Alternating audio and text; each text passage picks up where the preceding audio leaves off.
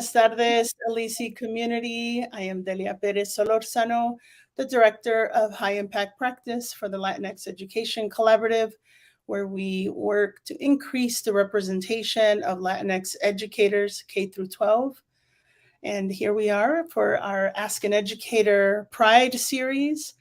In a moment, I'll have him introduce himself.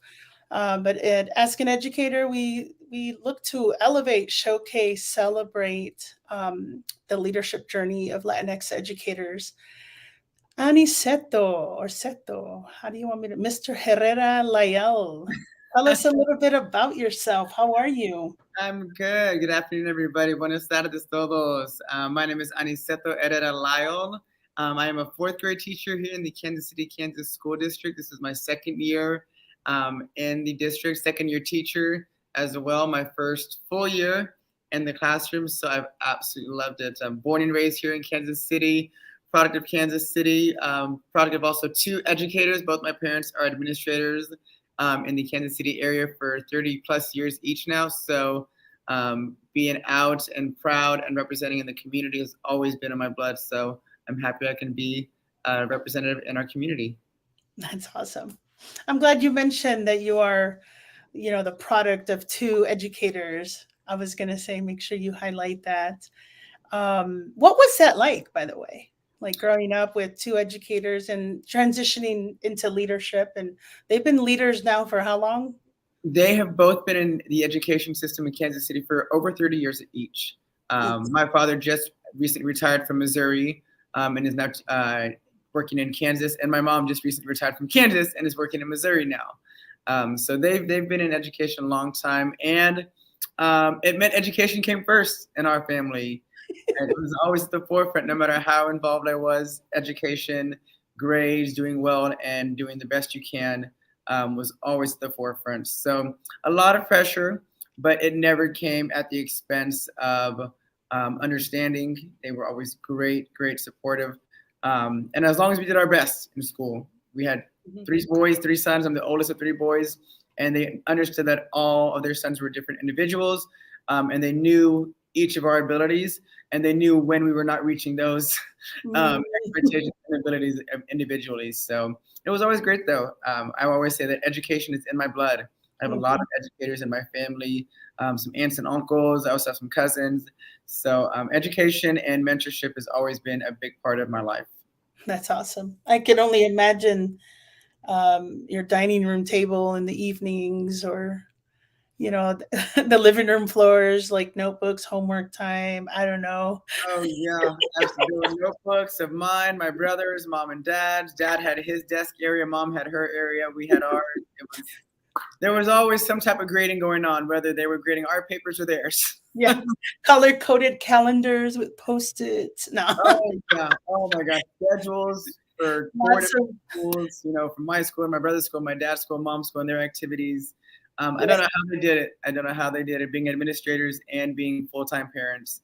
And three boys. I mean, I have one boy, and right now, Seto, I have two nieces and a nephew here. So that's 4 kids total. Ooh. And I mean, that's just one less than what your parents had. So yeah, I'm blessed to have one, really, at my age. So bless your parents. Those full-time educators and full-time parents, I give it up to them because I know it's not easy, especially being administrators. They were administrators when I reached about middle school, high school, is when they both became full-time administrators. And whoa, with their schedules and our schedules, and we were 3 boys who had basketball, football, track, theater, dance, everything. Grandma was a big help. Grandma was a very big help. We could split up the car rides 3 ways. Shout out to abuela right there. Yes, maternal, paternal. Which abuela? My maternal grandmother. My paternal grandmother lived about 6 hours away. But when she was in town, you can best believe dinner was always ready on the table for us. Yes. She was here to help when she was in town. That's beautiful. Beautiful. I love it. Absolutely. Hold on. Let's see. We have a commenter from LinkedIn. Yes. She says, nowadays, research says that 2 children is good enough. Thank you. I think that might be Betsaida Imperiale, longtime educator on the Kansas City, Kansas side, or Bishop Ward, Olathe, and I think she's retiring again. Thank you for joining us. But yeah, try to tell that to my grandma who had 9 kids, right? That's up to my abuela, my dad said, who had 14. Oh my Lord. Yes. Things have shifted a bit. So Yeah. well, Seto, tell us your leadership story. You mentioned a little bit about your upbringing and, your parents being those first mentors. Um, but tell us about your leadership story, your journey as a student, and or maybe in your first year as an educator. Anything that is relevant to give credit to where you are today. Yeah, I've been very, very fortunate. Like I said, I had 2 great mentors who taught me how to be a good leader and follower. So I would say that my mentorship started back in maybe middle school, high school, doing volunteer at the church, volunteering for summer programs for youth as well. I really got started in my, I guess, education field, doing tutoring. When I was in college, I was very fortunate for 4 years to work at the Guadalupe Center in their summer enrichment program. And so worked my way up, and by my 4th year, I was a site coordinator. So really got a really good taste of a leadership position, working with youth. And then upon graduating, did a lot of work also in the LGBTQ community. So I always made sure to give back to the communities that I was a part of. My Latino heritage and my identity as a queer educator have played a big part in who I am as a leader. So working in different organizations in Kansas City area. Shout out to Passages. That was a youth center that I used to go to when I was a youth. And when I became of age, I was able to start volunteering and giving back to them. So it was very great to have those full circle moments, working with them in the community, working with the Pride Board, Kansas City Pride Fest. I've been very fortunate to work with a lot of youth and also performers. I perform in the community in drag shows. So giving back to youth, giving mentorship to them. I love theater, so I've been very fortunate also to work at the Coterie Theater and their LGBTQ youth program every year for almost 5 years now.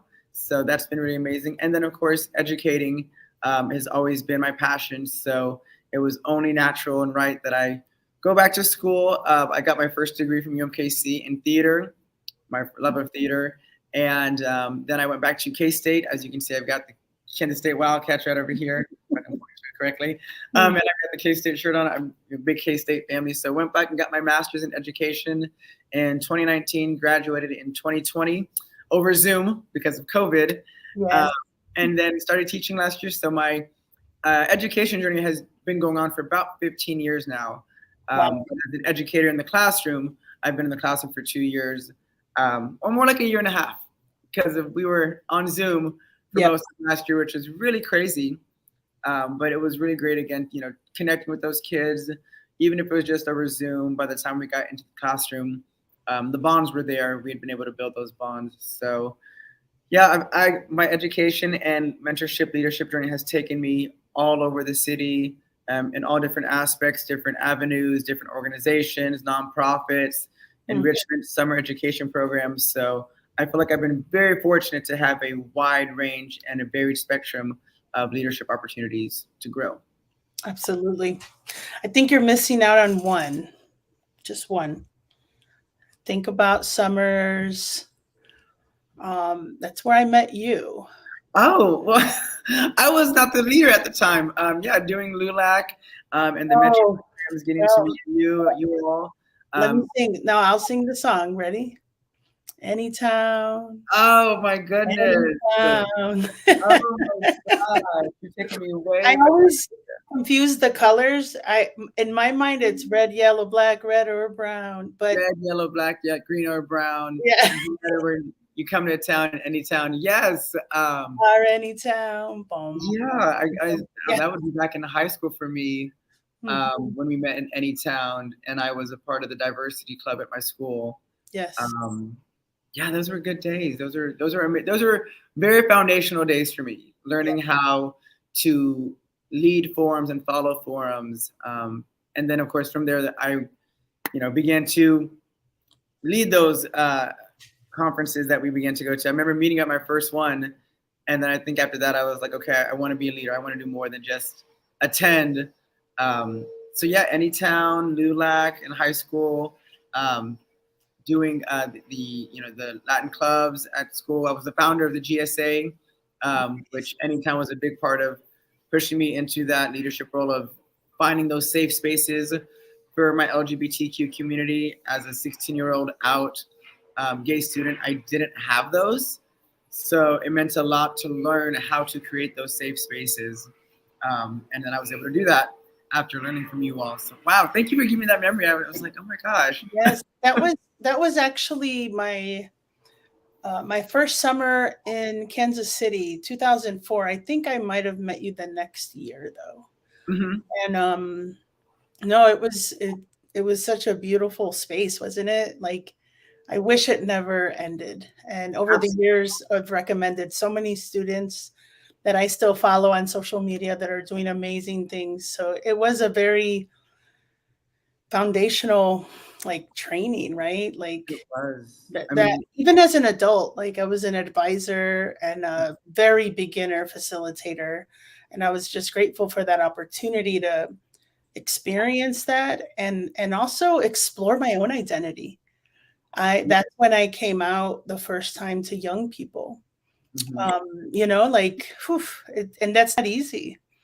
But because of the space, like you mentioned, that safe and brave space that we set for adults and the students to share together, I was able to do that, and so were a lot of other students. Just come out and share, and that allyship. Remember, we were talking about like towards the end, like you are my ally.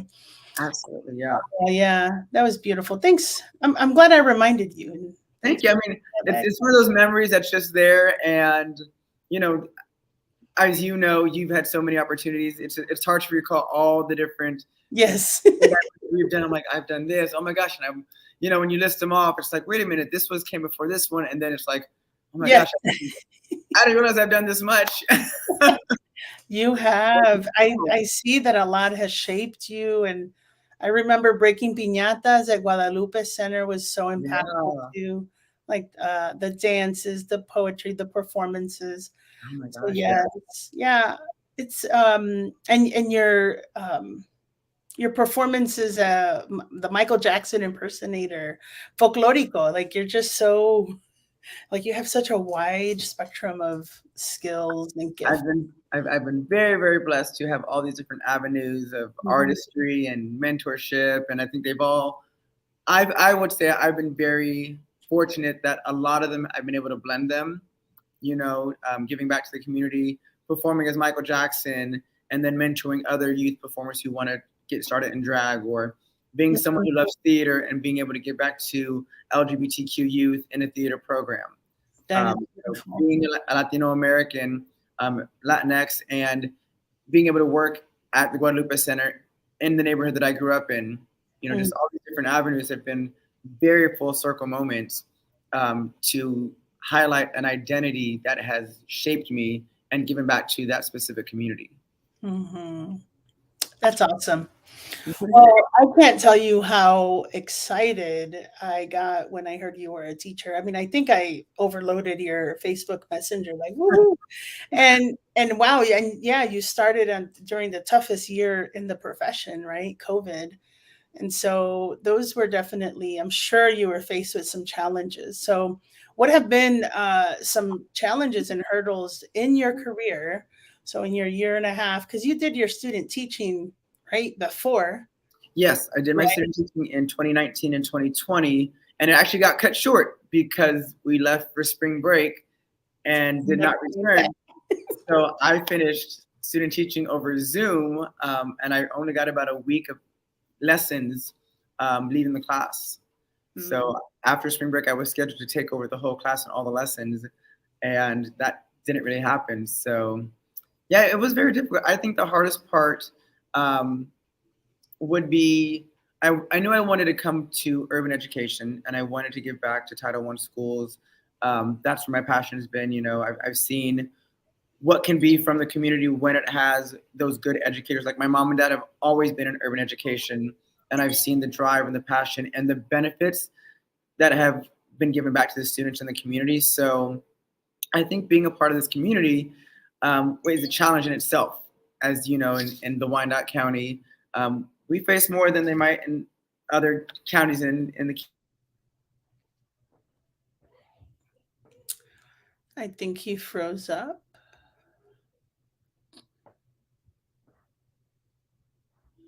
Oh no.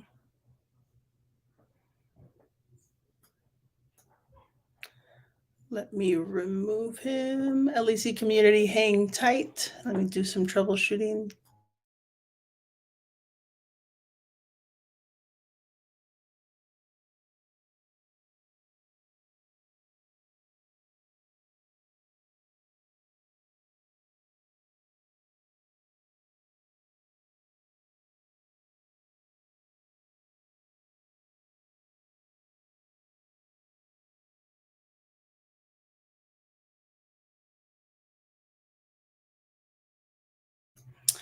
All right. I'm going to do a 30-second countdown and we will return. Go grab your favorite beverage, a tea. If you drink coffee at this time of the day, I know I can't handle it, but I'm going to go ahead and have him join us again. We'll be right back.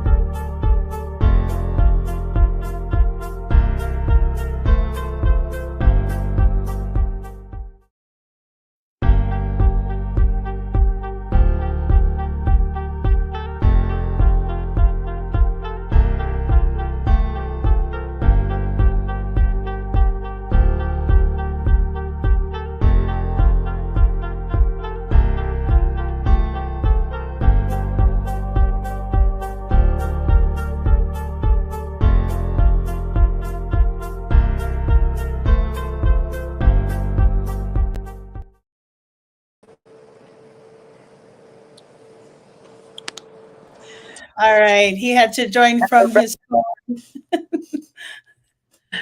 Welcome to one of the challenges I faced all last year, which was internet connection for myself and students. Yes. Segue. Wow. The universe. Yeah. Back to what you were as a challenge that I had last year. Yes. Yes. You know, a lot of our students in this district, in this county, don't have Wi-Fi access. So we have about, hotspots, and a lot of times we didn't have enough for all the students, or we have a lot of siblings. So first, second, and a fourth grader all in one class in one room trying to share one hotspot and made the Zoom very slow. So just connecting with my students, trying to make sure that, they were being reached, not necessarily for education, but just to let them know that someone is here for them. A lot of times, we know that school is a safe space for students.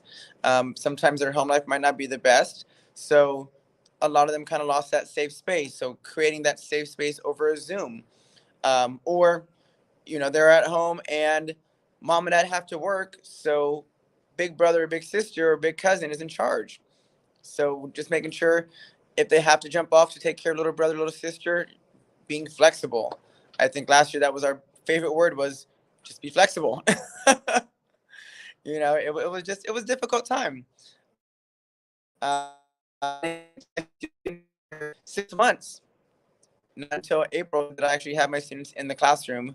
And then even then we were all masked the entire time, and we had shields up on all the desks. So, and we couldn't give a high five, and we couldn't give that fist bump at the end of the day. So it just made it very difficult to really connect with students when you had so many barriers that were set forth. Oh man, you just reminded me of that whole year. So that was my first year as a curriculum coach, and all I kept thinking about was how could I support the world language, teachers, because they were facing a lot of hurdles that I did not have to go through, because in the spring it was basically grades were frozen. So it was very different. Students would join a Zoom as they needed supports, right? A lot of communication with family advocates, with their FA students. But in August, it was full force virtual learning. Attendance was required, right? Like, Wow. and that was another. I mean, those were some other hurdles. But I saw you in action. I don't remember how. How did I see you in action? Did you share some things?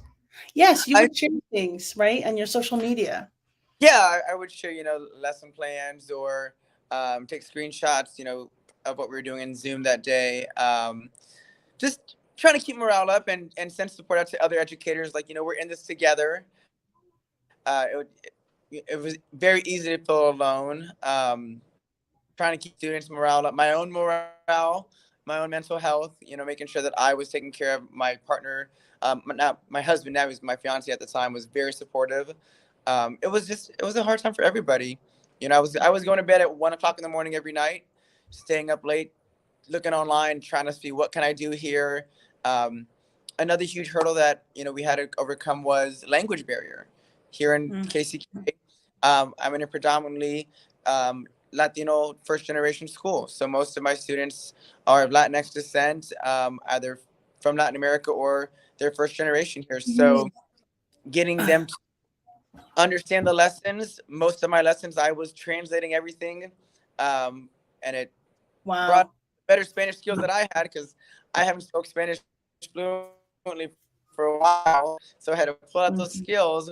And so mhm, Zoom and Google Classroom and Canvas, I was making double lessons every night to translate all my English into my Spanish, so my Spanish speakers had a way to learn, because they were not in the classroom. So hands-on learning for them was not an option. And my partner was just like, you're doing so much, take time for yourself. So I think on everybody it was hard. And as a first year teacher, I wanted to do the best and the most that I could. And unfortunately, sometimes the most we could do was not enough. And I didn't always feel like I was doing everything I could, knowing that it was everything I was able to do with the circumstances. wow. Yes. Oh, and you were definitely not alone, right? Like, you mentioned a few things that reminded me of some work that we were in the world language department. I think we had two brand new teachers, and it was such a challenge to get students engaged at the high school level. I know you teach elementary, right? Yes, fourth grade, fourth grade. So give me that perspective from like that elementary. Students were engaging. Were they responding to you, or was that another hurdle that you had to kind of figure out? Well, I know first. So I'm fourth grade this year. Last year I was fifth grade, because the teachers looped with their students to continue those relationships that they'd already built in 2019 and 2020. So my team, my PLC team, was the fourth grade team that moved to fifth grade with our students. And then this year we went back to fourth grade, so we're back in the fourth grade curriculum. So it definitely was very different from what I heard, because another first year teacher who was first grade was telling me different things. So anywhere from great student engagement to this student has to jump off because their kindergarten brother or sister needs help making lunch, or they had to jump off because mom and dad had to leave for work sooner than needed and had to help get things ready. So a wide range of when they were there, they could be there. And I was very proud of most of my students that if they were on the Zoom call, they were pretty engaged. But there were several factors that caused them to not be able to be in full attendance 100% of the time. And it was just that word of flexibility of, I get it, let me know when you can get back on. And even to the point of, I kind of stopped texting and calling parents so much. The first few weeks it was like, hey, they're not on Zoom, they're not on Zoom. But then you start becoming aware of the factors that are stopping them. And it's not always I found those students that would like to jump off Zoom and say, oh, is it internet connection? And then I would see them outside in the yard playing. I'm like, get inside and get on Zoom. Like, problem, or their friends would be like, oh yeah, during recess we were playing Roblox or Call of Duty and they were on. I'm like, oh. So then I would call the mom and dad like, okay, they're playing online. They're not internet connection, but but then there were those circumstances that I felt horrible calling a mom or dad or Tia and Theo and Abuela and saying they're not online and they're saying the hotspot's down or our internet, isn't working today. And I hated that because I know that was just an added layer of stress to the parents and the guardians that they had no control over. But as a teacher, I'm trying to make you aware of what's going on, but I feel horrible because I know you've already got so much on your plate right now, and so does the student. Yes. It was just everybody. It was hard on everybody. And as a first year teacher, oh my gosh, like I always say, nothing will be as hard as your first year. When nothing will be as hard as your first year teacher during a pandemic. Yes. So yes. As a first year teacher, like you can't complain about your first year to me ever. No one can complain. Because we thousands that other first year teachers would never have to. Yeah. Funny enough, one of the people I connected with was another first year teacher last year, and we called each other first year COVID besties. Yes. We went through all the hardships together, and she's still at the school with me this year. And so we're like, oh my gosh, it's so hard, but nothing compares to that first year difficulty. Man, no, you're right. You're absolutely right. And you mentioned something else like staying up till 1 a.m. and doing double work and like lesson planning. Like teacher work is already, right, a lot, but on a first year teacher during COVID, and you mentioned like your husband telling you, take time for yourself, take care of yourself. What were some things that you did to overcome that stress, that hurdle of stress and lots, I don't know, workaholic. Sleep. Right. Sleep is probably the number one thing that I do to relax. It's it's my time, it's my quiet time. But and my husband always says, I need to find ways to relax, but I'm a busybody. So in addition to teaching, during last year, I was also still doing my volunteer work at the LGBT Community Center. I was still working at the Coterie Theater. And although these were added responsibilities for me, to me, they were a way to kind of let loose a little bit and breathe and do something that I also enjoyed that wasn't stressing me out as much. So I always say, even though I'm doing more work and taking on more responsibilities, it's what I love to do, giving back to youth, giving back to the community. So those other avenues of volunteering, although they did take up more time of mine, they were great ways to kind of, be very artsy in my theater group and be, giving back to the queer community. Those were kind of ways that I would relax in a sense. And then of course, performing, whenever I got to be on stage and perform in the shows or travel and perform, they were always great, whether it be my folklore dancing or, doing my drag shows with my drag family. Those were ways that, I just was able to enjoy myself. And no, it wasn't a way for me to rest, but it was just, personal enjoyment is more important to me than sleeping, a full 9 hours like I should. I hear you. I hear you. I think I can relate. Like coaching volleyball was work, but it didn't feel like work because I loved it. Yeah. Like we would stay in the gym till 5:30 on game nights till 8:30. Saturdays were all day tournaments. And yes, I was like exhausted. I definitely was, but I think I know what you mean. It's like there's a greater sense of belonging there. There's such a Yeah. connection in with the people that you know what I mean? It doesn't feel like work. Yes. But you're right that our body still needs to rest. So that's something that you just became aware of. So just know, Yeah. maybe And not 9 hours, maybe 8 hours, maybe seven yeah, hours. I've gotten better. And I built up, more sleep, and I've gotten better at, taking time to meditate has been a very big help this year. Just meditating on things, putting my phone down, putting the remote aside, and just laying on the couch and Yes. closing my eyes. Being present in calmness has really helped me this year. I think last year I was just so stressed about everything. It was just kind of difficult to find a way not to stress because there was always something coming up or coming back to school, mask mandates, and this and that. It was difficult. So I've really Yes. worked hard to find that time to really find my calmness and sit in that, as opposed to finding ways to be busy and enjoy it. I can enjoy being calm. I love it. Yes, find that calmness. Yes. Absolutely. So what keeps you going? What keeps Seto going? Like what motivates you? Honestly, it's in life.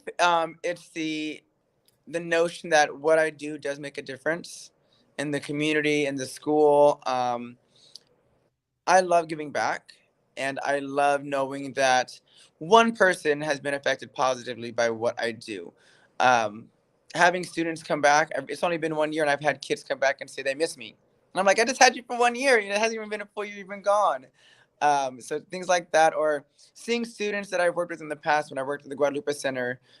Very cool full circle moment. A couple weeks ago, I had a student who saw me at the grocery store, and they were like, "Hey, how you doing, Seth?" And I was like, "Do I know you from a school, but what school exactly?"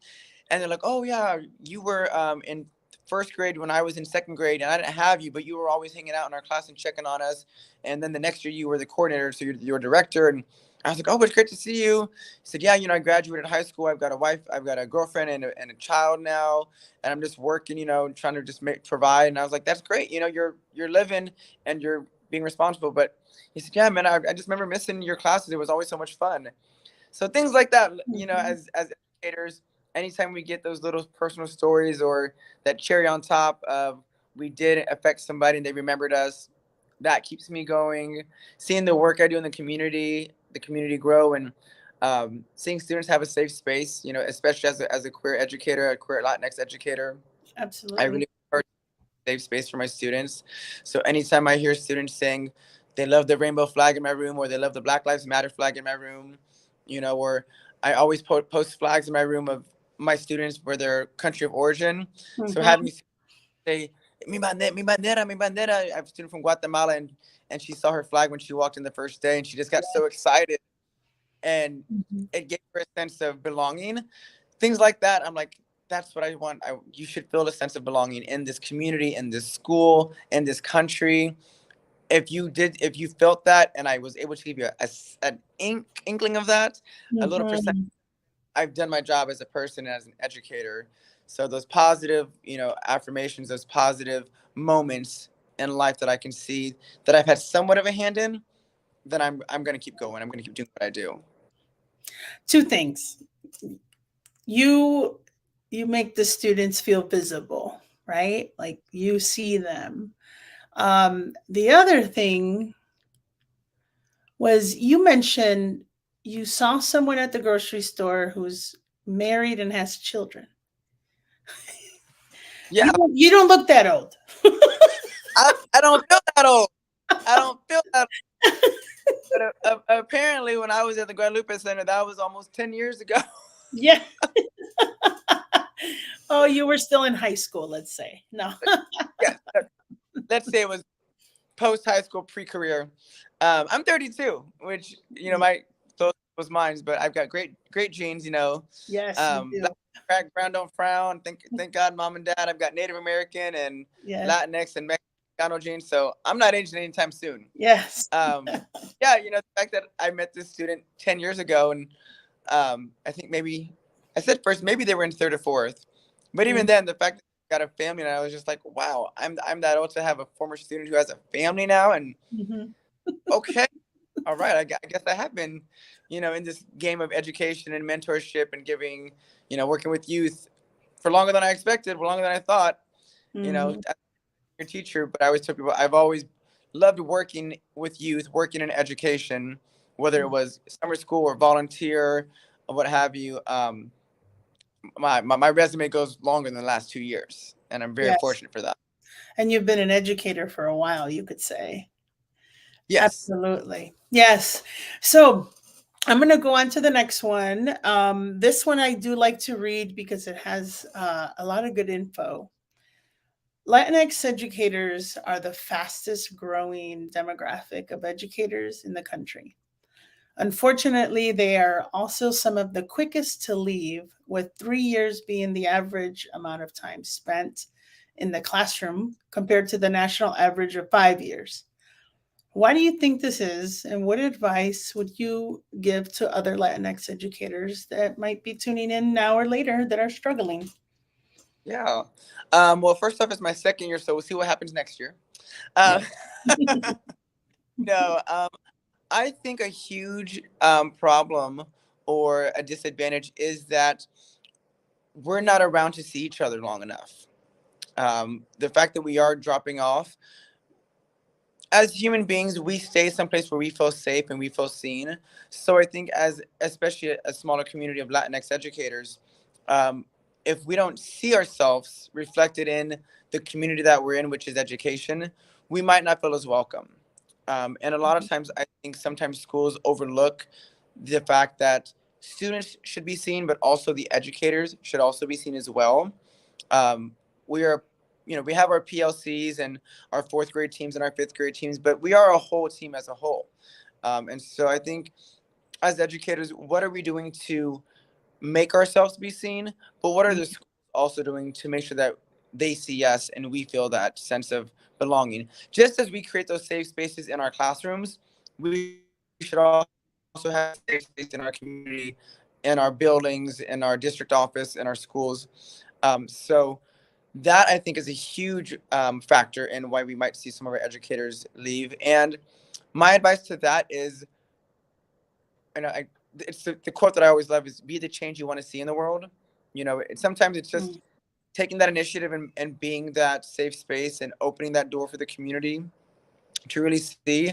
I know it's difficult, especially as, within our first 3 years, to take those extra steps because we have so much on our plates. But it really is, if you let someone know, hey, I'm not feeling seen, but I am still here, then just making your voice heard can be such a huge difference. And also I've been very fortunate to find like-minded individuals in my building just by being willing to open up and talk and saying, this is who I am. I'm going to be very authentic with my students, but also my staff. And I have found a lot of support in that. As a Latinx educator, as a queer educator, I know that it can be difficult for us. Mm-hmm. So I try to do my part in saying, this is who I am. I want to make sure that I feel safe, but also that others in the building and the district even feel safe. I'm a huge advocate of, these are my pronouns and this is who I am. So when I meet people, other educators, and I say my pronouns and they're kind of surprised at first, then I see in their email and their signature now they have their pronouns. Awesome. I love it. So what ways can we make those safe spaces, not just for our students, but for ourselves too? Sometimes we have to do it on our own. And I know it's an added responsibility, but as a minority, we kind of have to. We've got to push for ourselves and advocate for ourselves, so that others will begin to advocate for us as well. I like it. Yes. Yes, Seto, you're right. I mean, we do need to see ourselves in leadership roles, right? At central office roles, in the classroom, in leadership, period. And Yeah, so, and yeah, you make a really good point and also creating your your spaces of support within the building, right? I think sometimes I know I did. The first school I worked in, KCK, I was the only Latina for a few years. And then they hired a Latino male named Victor Aguilar. He was a social studies teacher, and we kind of just like locked eyes, and then we just started talking, like just connecting, like, oh my goodness, I'm so glad you're here, you know. And Yeah. then supporting one another all like through it. Um, and did you have a mentor? Do you have a mentor that you look up to? In my school, I was assigned a mentor, but do I have a mentor in the community? I have several. I have Yeah. several. Talk about that, because I think that helps with sustaining and retaining, educators in general, but educators of color, minoritized groups of educators. How do your mentors support you? Well, my mentors have been very supportive in that they have always pushed me to be the best person I am. But because there are people that look like me, they've been great examples of just leading by doing what they do. A huge mentor of mine, Dr. Sonia Willis, was my high school administrator, person of color, woman of color, also part of the queer. And she was just always very much of, Seto, I know it's going to be hard. Accept that and understand that. But once you accept that, then the door's open. Mm, If you know the road is going to be difficult before you start it, then it's going to be that much easier when you get to those hurdles because you expected them. You knew they were coming and you were prepared. She never beat around the bush. She never BS with me. She said, you're a person of minority, you're a minority person, you're queer, you're going to be a male in education. Those are 3 strikes against you already that are going to be difficult for you. If you're aware of that and you're aware of the challenges, you can start preparing now to what you will do when you get to an obstacle because of that challenge. mm, Um, love it. great. Yeah. Coaching you. Yeah, she was there Mm. to coach. I've still kept in touch with her. She's like my second mom. I've always called her mama. Um, so during my student teaching, she texted me, checked it on me, and I hit some of those hurdles when I was student teaching. I was in a district where there was not a lot of people of color. I was at a school where I was one of, I believe, 2 other males in the school, and one being the administrator, and then I was only one staff member as a student teacher, one other person of color on staff. Maybe there might have been 2 others, but right there I was like, I'm minority in this school, but I had already prepared myself going into this district, going into the setting of I'm gonna probably stick out, but what can I do to make that a benefit? What culture can I bring to this school? What culture can I bring to this classroom to let these students know that there's more out there than what we're seeing, and they will meet that diversity in real life. Right, right. Absolutely. Before we close out, I do want to elevate a LinkedIn user.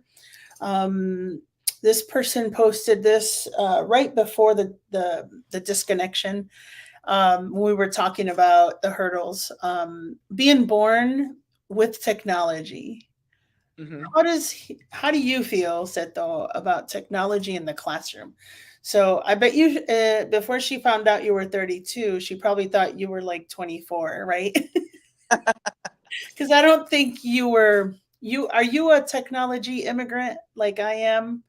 I'm 41. Or were I you had born into technology? Were you a I native? I remember dial up. I had dial up when I was younger, Dial up. and Okay. so I remember my brothers using more technology than I did, and I had to learn when I got to college all these different ways of online learning and Canvas, and I was one of the last people in the world to ever get a cell phone, and I think I got one when iPhone 6 came out, so I was Okay. I was very very late, and I'm still to this day learning a lot about technology. Um, I definitely feel that there are advantages. It has its place in learning. It has its place in education. However, nothing beats, the good old hands-on learning. Let's sit down together and let's have a conversation. Um, Especially in the district that I'm in, with so many students who are Spanish speaking or bilingual, those hands-on learning, those one-on-one moments, you can't beat them. I don't think we can ever fully take out the face-to-face contact of learning. I don't see that ever being in my opinion, I don't see it ever being an advantage to go full technology at this level. Mm-hmm. My master's was all online. I was very fortunate during COVID. I just happened to be in an online master's program. So for me, it worked. I had the responsibility and the skills to do that. But in the elementary level, even at the high school level, there's still so much validity in having students sit in front of you, ask your question face to face, being able to give them those answers and show them examples, in person. So I do believe technologies have a place. There have been great learning tools online that have been provided to us, but I'm a product of we had no technology in the classroom. I remember Oregon Trail when I was in elementary school, those really old school games.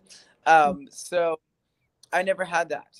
And I truly believe I'm a better educator now because I grew up without technology and now I'm learning the technology that can be helpful. So I'm a product of both. And I Mm-hmm. think it's been great for me that I am in that middle bracket of I had some, but I didn't have a lot. We had dial up at my home Right, right. phone. So I definitely see both sides. As an educator though, I would never want to go full technology in my classroom. Um, there, Thank you for, there yeah. I don't I feel comfortable using hands-on. Let me make some good old-fashioned copies and let's do some math worksheets. And then we can have the online games to reinforce what we've already gone over in class and to go over those standards that I've already taught. The online tools are amazing for reinforcing those Yes. lessons. Hmm. Absolutely. I would agree with you. As a language teacher, I mean, I taught the novice level courses of Spanish, and so I was not a fan of anything on the technology, like anything to turn in because they could copy paste from Google Translate, and I wanted them to experience the language and really communicate interpersonally, like interpersonal communication, and like you said, like engage in the learning hands on, Yes, creating posters. And Dr. Socorro's joining us. She has amazing resources that I used. Do you know Dr. Socorro Herrera? She's probably your tia. No, I'm kidding. No, probably. she's out of K-State, Oh yes. and she's super super famous for biography driven instruction. And one of her tools that I actually used was, I don't know what it's called, but it's a booklet. You basically fold the paper into a booklet. Mhm. And I had the students, high school students, create these booklets and create weather books based on, a city and country in Latin America that they would like to visit and they're curious about the climate. And so, they'd be like, hace calor en el verano en Quito, Ecuador, etc. And so they loved it. These are high school kids. They were coloring, they were writing. I could have done a 10-minute activity on Kahoot or anything online, but oh, they're mini novelas. Yes. Yes. I love it. That's what they're called. They're dope. Like you could use this for anything that has sequence. I mean, I'm telling you. And then she's claiming you. All right. Yeah. Shout out to her. She is actually going to lead a learning lab. You know how your dad was, by the way, Socorro, if you're still tuned in, Tommy is Seto's dad Yeah. and Josie's his mom. But Shout yeah, out. she's going to lead a learning lab on July 7th at the LEC office. So you got to come. All Yeah. right. Before we close out, folks, Seto, if you had one thing that you wanted all of your students that you've interacted with, even the ones 10 years ago, um, what would that be? That's something that they've learned from Seto or Mr. Herrera. What would that be? Um, I would. It's gonna sound cliche, but si se puede. Yes, you can. But I've always tried to instill in my students what you want to do if you work for it and you learn from your mistakes, learn from your successes, Yes, you absolutely can. Um, it's about being positive. Anything I touch, any lesson I give, I always try to end with positivity, give my students a positive place. So with that positive attitude, the sky is the limit. Might be hard to get there. I won't sugarcoat it for them. It's going to be difficult, but you can get there. It's going to take work. It's going to take positivity. You've got to see the glass half full. But I promise, if you work for it, you will get there, and you can get there. I love it. Si se puede. I love it. I use that a lot in my class too. Your mom says she's watching, so she tuned in as well. I love it. Hi, Josie. Hey, Mom. It was awesome. It was awesome listening to both of them. Actually, the whole panel the other day. Were you able to tune in live? I was not able to tune in live. I think I was traveling. Well, yeah, you work during the day. You're doing summer school. Oh, yeah, we're doing summer school. All right. Any final words for the LEC listeners, LEC community listeners? Thank you all so much. I appreciate this opportunity. And remember, no matter how alone you might feel, you have support. We are here to support each other in our Latinx community as educators, as people of color. We stand together, whether you know that we're next to you or not. You will always have support in our community. So remember that. Absolutely. All right. Y'all heard from Aniseto Herrera Layel, educator at John Fisk Elementary in Kansas City, Kansas Public Schools. We wanted to elevate his leadership story during our Orgullo Latinx month of June. If you see, he's looking over my shoulder over here all month, okay? So Seto is going to be a part of our Orgullo Latinx virtual story circle. That is June 23rd. You do not need to register, show up anywhere. We'll streaming it. We're going to stream it live on all our platforms. So tune in. And next week, I'll interview our third panelist or storyteller that I always cover up. That's Angela. And she is a prospective educator, Seto. So I might connect you to her. And I'm excited. I mean, we had to run a show earlier this week, and I cried almost twice. So, but yeah. All right. Socorro says, love it, and keep doing what you do. Yes, we do. Thank you all so much. Absolutely. Mucho amor. Adios. And we'll see you next week, everybody. We'll see you next week on the 23rd. Yes, tune in. Adios.